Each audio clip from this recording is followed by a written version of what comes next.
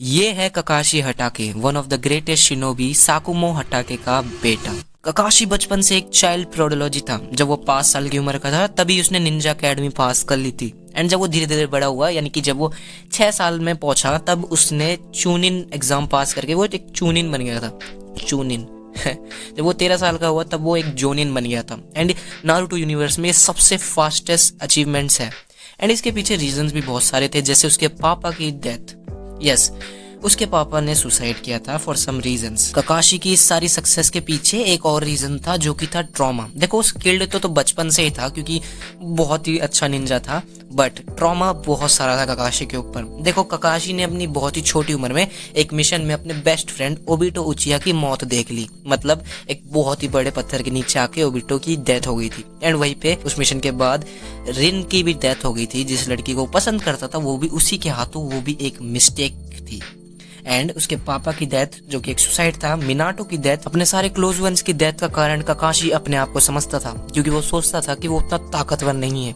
अब देखो, ककाशी इस चीज को ओवरकम करने के लिए आनबू फोर्स ज्वाइन करता है, जहाँ पे वो एक कोल्ड किलर बन जाता है। उसके बाद वो आगे चल के टीम 7 को भी लीड करता है। एंड नारुतो और सास्के, दो मेन कैरेक्टर नारुतो सीरीज के, उनका as a father, as a leader, as a teacher, as a sensei उनको मेंटोर करता है एंड उनको बहुत अलग लेवल पे पहुंचाता है। एंड फिर हमारा ककाशी 6th होकागे भी बनता है एंड अपने कोनोहा विलेज की शांति के लिए काम करता है। अब चलो मैं तुम्हें ककाशी के नाम से रिलेटेड एक फैक्ट बताता हूँ। अब देखो, अगर तुम ककाशी का नाम जैपनीज में ट्रांसलेट करोगे तो उसका मतलब स्केरक्रो आएगा। अब देखो, स्केरक्रो वो होता है जो कि खेत में यूज किया जाता है कौवों को भगाने के लिए, फसल न खराब करते हैं, क्योंकि ये तो तुम्हें पता होगा। बट ककाशी के स्केरक्रो वाले रेफरेंस तुमने जरूर एनिमे में देखे होंगे, या तो ओपनिंग सॉन्ग्स में किसी, या तो किसी एपिसोड में, कुछ इस तरह के रेफरेंस। अब देखो, मैंने जैसे तुमको बताया कि ककाशी बहुत ज्यादा स्किल्ड निंजा है एंड पावरफुल भी, पर उसकी ये पावर और स्किल के पीछे एक बंदे का राज है, जिसका नाम है मिनाटो नामिकाजे। अगर तुम इस बंदे के बारे में नहीं जानते ना, तो रहने दो। फिर तुमने नहीं देखा नारुतो, झूठ मत बोलो। इस वीडियो को करो एग्जिट और जाके देखो नारुतो, समझे। ये बंदा हमारे यूनिवर्स में, मतलब नारुतो यूनिवर्स में, sorry, one of the fastest shinobi के नाम से जाना जाता है। अब देखो, मिनाटो नामिकाजे इतना ज्यादा ताकतवर है कि एक टाइम पे वो 4th होकागे था कोनोहा विलेज का। एंड तुम्हें और बताऊं तो ये मेन कैरेक्टर यानी नारुतो का पापा है। एंड नारुतो के सिग्नेचर मूव यानी रासिंगन का इन्वेंटर भी यही बंदा है। जब ककाशी 13 साल का था तब उसने मिनाटो से रासिंगन सीख लिया था। यस, 13 साल की उम्र में उसने रासिंगन सीख लिया था। एंड उसने सोचा था कि वो एक नया जुत्सु बनाएगा। एंड रासिंगन से इंस्पायर होके उसने एक नया जुत्सु इन्वेंट किया, जिसका नाम उसने रखा चिदोरी। यस, तो अब देखो, चिदोरी एक लाइटनिंग बेस्ड जुत्सु है, जिसमें यूजर के हाथ में बहुत ही ज्यादा अमाउंट का लाइटनिंग चक्रा आता है। एंड जैसे ही वो अगर किसी को मारेगा, वो चक्रा यानी हाथ मारेगा अपना, तो वो आर पार हो जाएगा।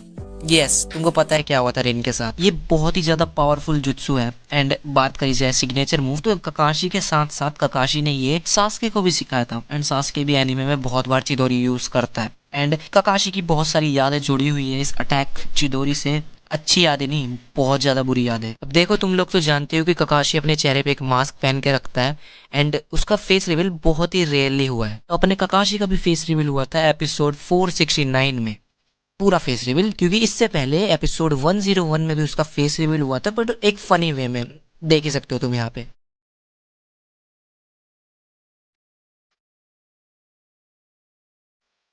ककाशी का जो रियल फेस रिवील होता है वो एपिसोड 469 में ही होता है। एंड हमें पता चलता है कि ककाशी कैसा दिखता है। एंड बहुत हैंडसम दिखता है भाई, लड़कों के साथ लड़कियों का। ये तुम लोग तो जानते हो कि ककाशी की जिराया सेंसे के साथ कितने बढ़िया रिलेशंस है, क्योंकि दोनों के बीच में एक कॉमन लिंक था, मिनाटो और नारुतो। तो तुमने एनिमे में देखा ही होगा कि ककाशी एक नॉवल पढ़ता, वो ईचा नॉवेल्स होते हैं बाय द वे, अगर तुमको नहीं पता।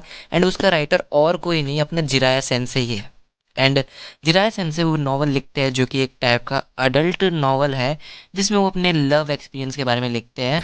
एंड सुनाडे से रिजेक्शन के बाद कैसे वो सब करना है, वो सब समझ जाओ तुम क्या लिखते हैं। एंड यहाँ से तुम पूरी ईचा नॉवल की सीरीज के वो सब पढ़ सकते हो, टाइटल एंड क्या क्या उनके अंदर है। एंड तुम्हें एक बात बताऊँ, ये नारुतो यूनिवर्स में बहुत ज्यादा पॉपुलर नॉवल है, इसलिए ककाशी इतने पूरे मजे ले लेके पढ़ता है। तो मतलब नारुतो यूनिवर्स में सारे ठरकी भरे हुए। एंड एक बात तो मैं समझ गया भाई, अगर जिसने ये नॉवल पढ़ ली ना, उसको 10th फोड़ने से ना कोई नहीं रोक सकता।